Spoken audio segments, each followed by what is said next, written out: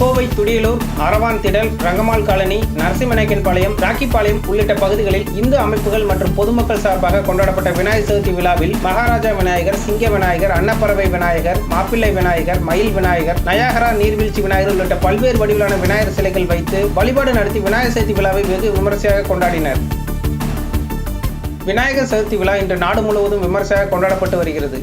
அதன் ஒரு பகுதியாக கோவை துடியலூர் பேருந்து நிறுத்தம் பகுதியில் இந்து முன்னணி சார்பாக மகாராஜா விநாயகர் சிலை வைக்கப்பட்டு அதிகாலை கணபதி ஹோமம் மற்றும் சிறப்பு பூஜைகள் நடைபெற்றது. தொடர்ந்து காலை அன்னதானமாக சுண்டல், பொங்கல், கொழுக்கட்டை வழங்கினர். அதைத் தொடர்ந்து சுமார் 5000க்கும் மேற்பட்ட பொதுமக்களுக்கு வடை பாயசத்துடன் கூடிய உணவு வழங்கப்பட்டது.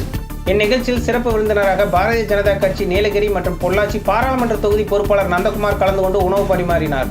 இதற்கான ஏற்பாடுகளை பிஜேபி மாநில மகளிர் அணி துணைத் தலைவர் வச்சலா, மாவட்ட செயற்குழு உறுப்பினர் இளங்கோ உட்பட கட்சி நிர்வாகிகள் செய்திருந்தனர்.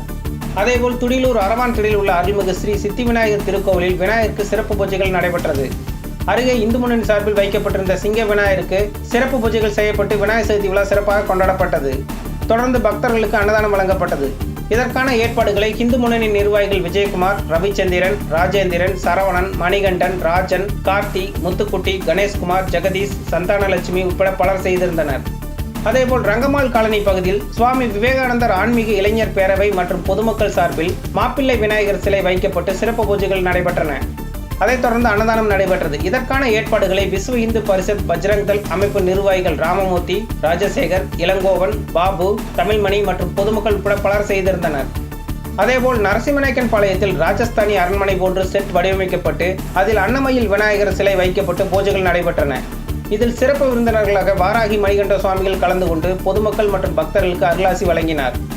இந்த நிகழ்ச்சியில் தமிழக பாரதிய ஜனதா கட்சி பொதுச் செயலாளர் AP முருகானந்தம், மாவட்ட தலைவர் ரமேஷ்குமார் கலந்து கொண்டு சாமி தரிசனம் செய்தனர்.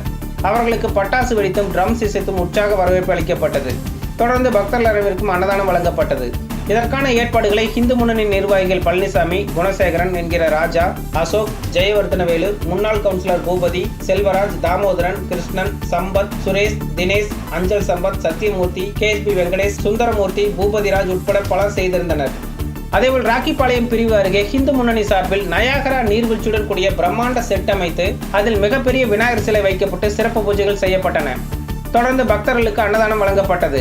இதற்கான ஏற்பாடுகளை இந்து முன்னணி மாவட்ட செயலாளர் படையப்பா உள்ளிட்ட நிர்வாகிகள் செய்திருந்தனர்.